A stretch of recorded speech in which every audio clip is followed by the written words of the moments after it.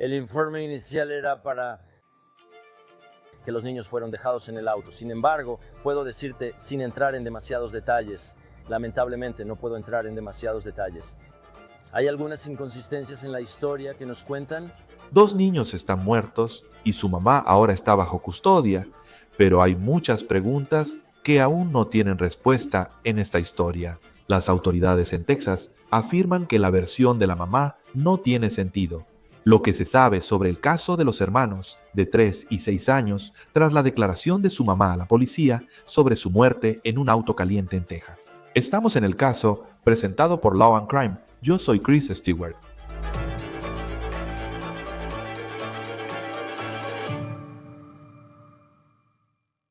Siempre llama la atención cuando un miembro de las fuerzas del orden, especialmente un sheriff, sale en cámara y dice que no están recibiendo toda la historia, que hay inconsistencias con lo que les están diciendo.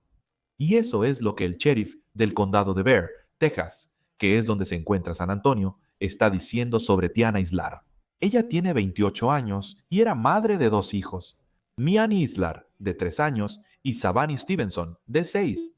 Aquí una foto de ambas. Savani, según el sheriff, tenía autismo. Ahora, al ver esta foto, te parte el corazón saber que estas 2 niñas perdieron la vida el fin de semana pasado, el sábado. Esto es lo que sabemos hasta ahora. Y de nuevo, el sheriff dice que mucha de la información que está recibiendo de la mamá en este caso, supuestamente, simplemente no concuerda. Y esta es la razón. Así que vayamos a las 3:30 del sábado pasado en el condado de Bexar, donde los agentes respondieron a la casa de Tiana Islar. Ahora, el sheriff dice que estos 2 niños fueron encontrados muertos dentro de la casa. El agente en realidad intentó salvar a ambos niños haciéndole reanimación cardiopulmonar, pero Savani y Miani fallecieron. Ahora, el sheriff dice que Tiana Islar, su mamá, le dijo a las autoridades que había encontrado a sus hijos dentro de su auto afuera.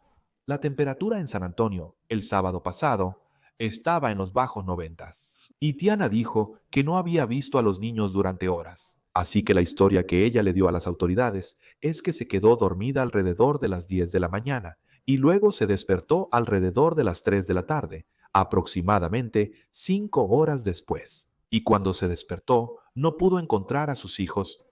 Ella afirma que encontró a esos 2 niños en su auto. Y luego dice, según el sheriff, que llevó a los niños dentro de la casa. Aproximadamente 20 minutos después de encontrar a sus hijos en el auto, ella llamó al 911. En ese momento respondieron los agentes del sheriff de Bexar. Esa historia, según el sheriff, generó algunas alertas. Como mencioné, el informe inicial era por que los niños fueron dejados en el auto. Sin embargo, puedo decirte, sin entrar en demasiados detalles, desafortunadamente no puedo entrar en demasiados detalles. Simplemente hay algunas inconsistencias con la historia que nos están dando y en este momento no estoy muy seguro. No tengo la suficiente confianza para decirte que eso es definitivamente lo que pasó. Así que en este momento hemos llevado al centro a la madre de los 2 niños. Actualmente está siendo interrogada. En este momento ella coopera con nosotros y lo que esperamos es que al hablar con ella podamos arrojar más luz sobre la situación. Sin embargo, como mencioné, por las inconsistencias en la historia y parte de la evidencia, aún no podemos afirmar que eso sea exactamente lo que sucedió. En esta conferencia de prensa, en las horas después de que estos 2 niños fueron encontrados y habían fallecido, antes de que se presentaran cargos, le preguntaron al sheriff cuánto tiempo cree que los niños estuvieron en el auto.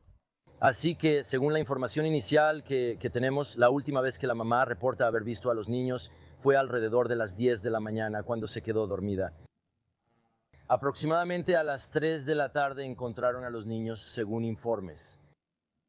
Sin embargo, con algunos detalles que vemos, algo no cuadra en este caso. Y aunque ciertamente no estoy preparado para decir que vamos a hacer algún arresto en este momento, ahora mismo simplemente es demasiado pronto para decirlo. ¿Ella era la única que estaba ahí?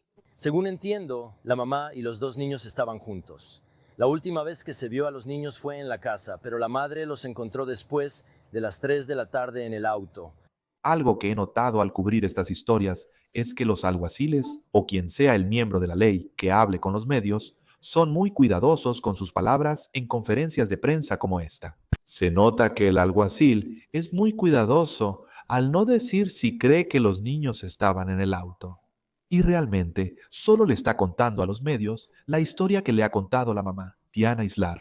Ahora, horas después de que el alguacil hizo esas declaraciones, la mamá, Tiana Islar, fue arrestada. Aquí está bajo custodia. Este es un video que en realidad fue publicado por el alguacil del condado de Bexar. Se publicó en las redes sociales. Sabemos que Islar enfrenta 2 cargos por lesiones graves a un menor con daño corporal grave o muerte. Actualmente está detenida con una fianza de $300,000. Hay una fianza de $150,000 por cada uno de los 2 cargos que enfrenta. Por ahora, no está claro cuáles son las inconsistencias en su historia a las que se refiere el alguacil. No quiso dar más detalles sobre eso, pero tampoco está claro cuáles son las causas de muerte de los niños en el momento de esta grabación. El alguacil afirmó que esta familia era conocida por los servicios de protección infantil.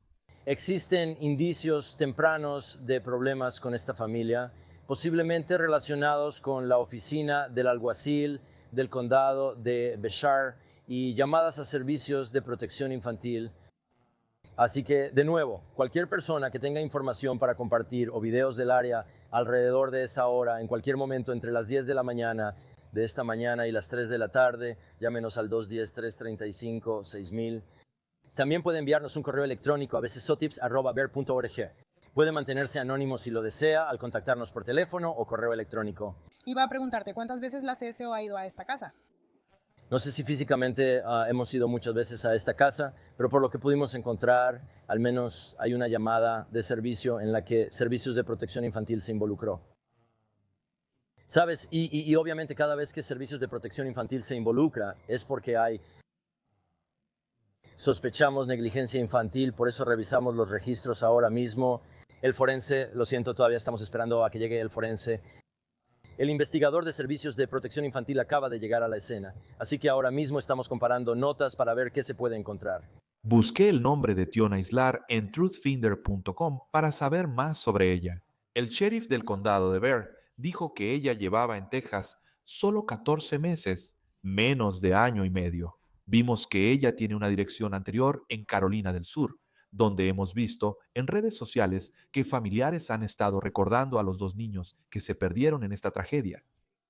Contacté al Departamento de Servicios Familiares y de Protección en Texas para solicitar información sobre sus interacciones previas con Tiana Islar y sus hijos. La organización ha confirmado a los medios de comunicación que sí, han tenido contacto previo con la familia, pero no van a dar más detalles al respecto. El alguacil afirmó que Islar era la única que vivía con los 2 niños y que la familia llevaba unos 14 meses en el condado de Bexar, ya siendo conocida por los servicios de protección infantil. Por supuesto, todavía quedan muchas preguntas sin responder ahí. Encontramos una dirección anterior de Islar en Carolina del Sur. Existe una campaña de GoFundMe llamada Apoya el último viaje de Savani y Miani. Dice que recauda dinero para traer a los niños de vuelta a Carolina del Sur. Nos acompaña el detective retirado del Departamento de Policía de la ciudad de Nueva York, David Sarney. Es un gusto tenerte en Law and Crime. Este caso, ya sabes, ciertamente las muertes por autos calientes son un problema en todo el país, pero parece que antes de llegar al hecho de que ella dijo que estaban en un auto caliente, estos 2 niños de 3 y 6 años fallecieron. Solo basándonos en lo que decía el sheriff, parece que no está completamente claro si los niños realmente estaban en el auto. Sí, ese es el problema cuando hablas de todo este caso. Confías en la madre, quien dice que se durmió a las 10, despertó a las 3, los halló en el auto, los sacó y no respondían. Y luego, ya sabes, la policía no respondió y los primeros en responder fueron los de emergencias médicas. Y para entonces ya era demasiado tarde. Así que aquí está el problema sobre la brecha de horas entre medio. Y te lo garantizo, si eres parte de las fuerzas del orden, cuando estás lidiando con la situación, no solo estás enfrentando el posible, ya sabes, el posible abuso y las muertes de estos niños, también estás observando todo lo que hay a tu alrededor. Y lo que podrías haber visto a su alrededor es cómo se veía la casa, en qué estado de reparación estaba.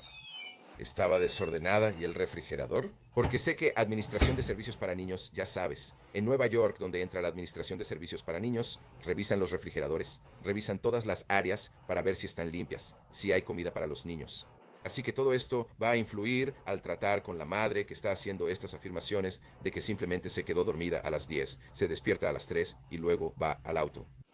Por eso los investigadores no solo confiarán en su palabra, también considerarán la situación general de la casa y la madre. Y mira, quiero decir, la vida en casa de las personas. Ya sabes, cuando no es algo criminal, todos son un poco diferentes. Me pareció un poco extraño que en un fin de semana, siendo el único proveedor para estos dos niños, te vayas a dormir a las 10 de la noche y luego duermas 5 horas un sábado. No sé si ella trabaja de noche ni las circunstancias. Simplemente me pareció que eso sería algo que si yo fuera, ya sabes, y no sé cómo es ser un investigador, pero eso sería algo que me parecería interesante. Cuando se trata de interrogar a alguien así y estás tratando de averiguar qué pasó realmente, cuáles son algunas de las preguntas que haces y qué es lo que buscas escuchar. Si ella afirma lo que dijo, entonces se subieron al auto.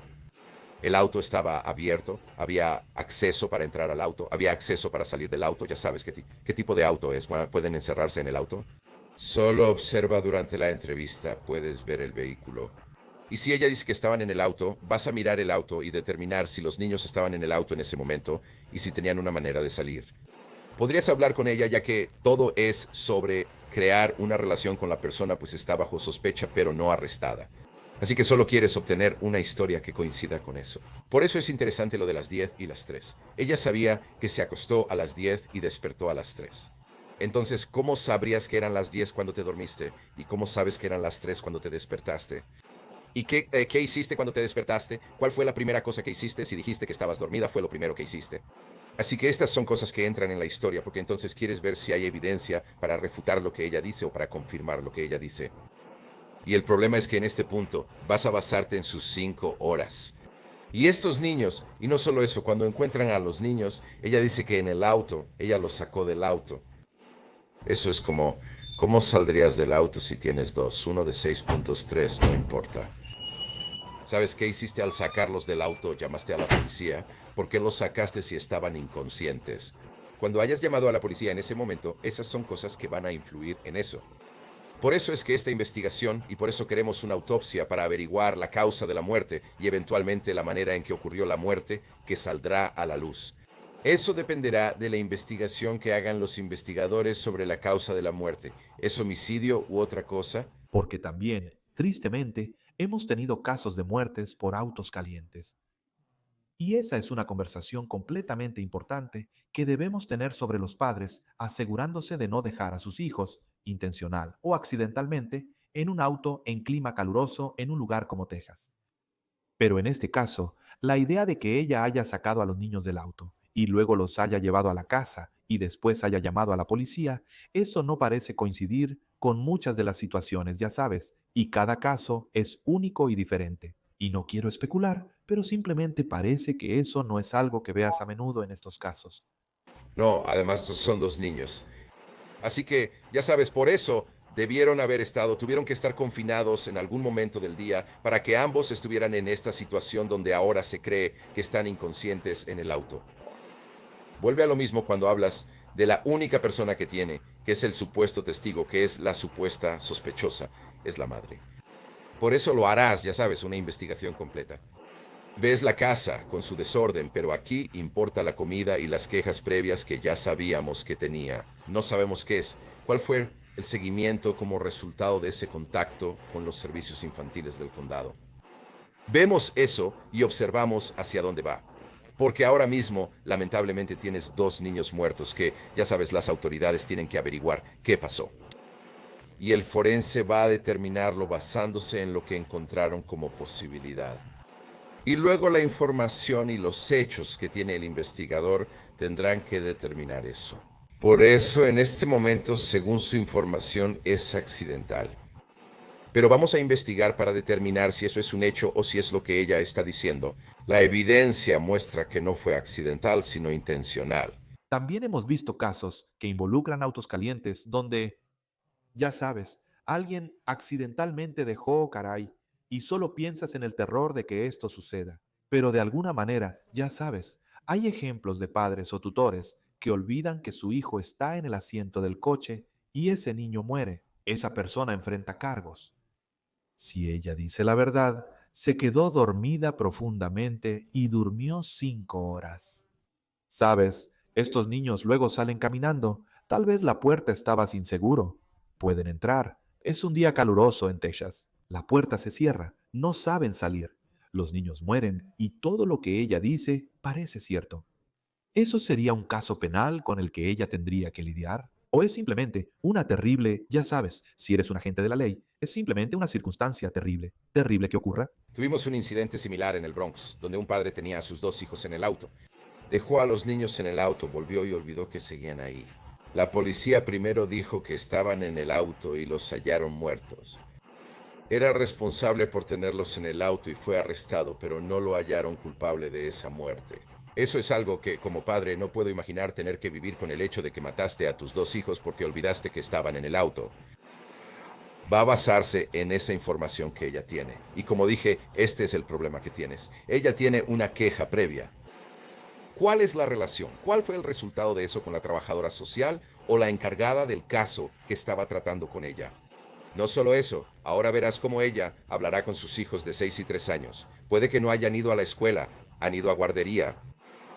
Vas a hablar con personas del vecindario o de la zona sobre lo que viste como la relación de la madre con los niños. ¿Fue esto un factor de castigo, que ella los puso en el auto y cerró la puerta con seguro? Porque eso es lo que a veces hacen, quieren castigar a sus hijos y no hay a dónde ir. Los pones ahí y es como un tiempo fuera. Y ese tiempo fuera, que puede o no ser cierto, ella los dejó en el auto y se quedó dormida, y luego se dio cuenta de que estaban muertos y los sacó del auto.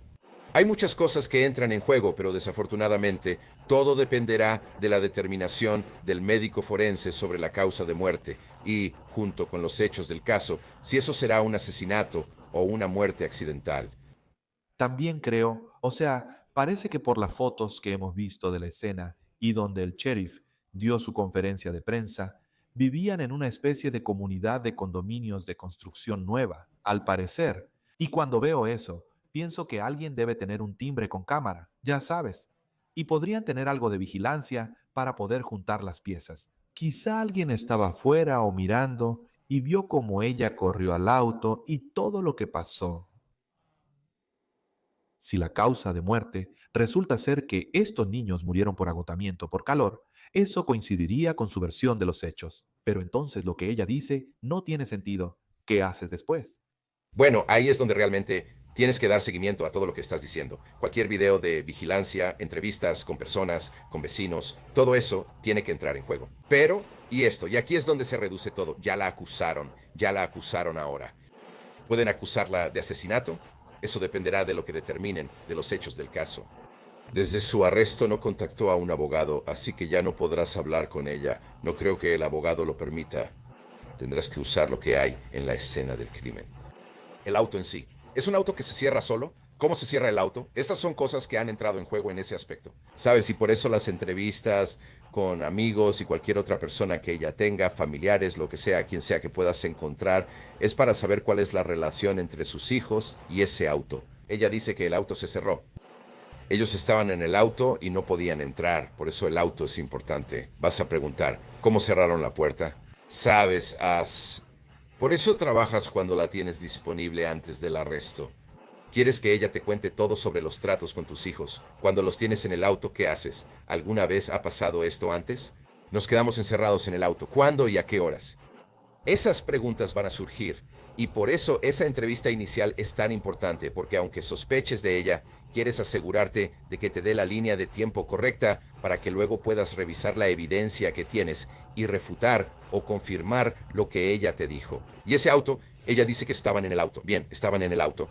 Los sacaste del auto. ¿Dónde estaban sentados en la parte trasera del auto? ¿Dónde estaban en el auto cuando los sacaste? ¿Cómo los sacaste del auto? Eso entró en juego. Esas deberían ser las preguntas iniciales antes de la eventual detención. ¿Qué te dice eso? Este sheriff sabe tratar con los medios. He visto entrevistas suyas antes. Él estaba en la conferencia de prensa y evitó dar detalles sobre las inconsistencias que veía en la historia de la mamá. Pero el hecho de que en un par de horas él esté frente a las cámaras de televisión y se sienta cómodo diciendo eso, porque sabes, una vez que dices que encontramos inconsistencias en su historia y que hay señales de alerta, muchas veces cuando escucho eso, es porque probablemente se avecinan cargos. O sea, ¿qué te dice eso sobre lo grandes que eran esas inconsistencias para que un miembro de la policía salga públicamente a decir que en este punto simplemente no creemos ciertas partes de lo que ella está diciendo? Son lo bastante grandes porque, como sabes, la policía arresta con causa probable. ¿La información que ella te dio fue suficiente como para que la inconsistencia sea válida? Después consultas con la fiscalía y preguntas si puedes acusarla. Ellos responderán sí o no. Eso sucederá. Creen que lo que ella dijo no tiene sentido porque fue suficiente. En esas 5 horas tus 2 hijos murieron. Ya la tienes ahí y la entrevistaste. Tienes 2 hijos que no pueden hablar por sí mismos. ¿Qué evidencia muestra que puede ser inconsistente?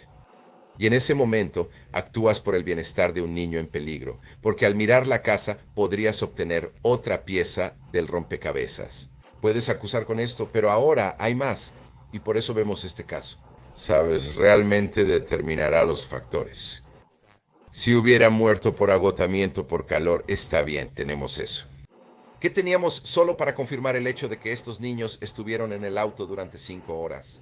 Y ahí es donde va a entrar en juego el médico forense y ese investigador, y el sheriff sintió que estaban cómodos con el arresto. Y con base en todo esto, no debería haber problema porque están bajo tu cuidado.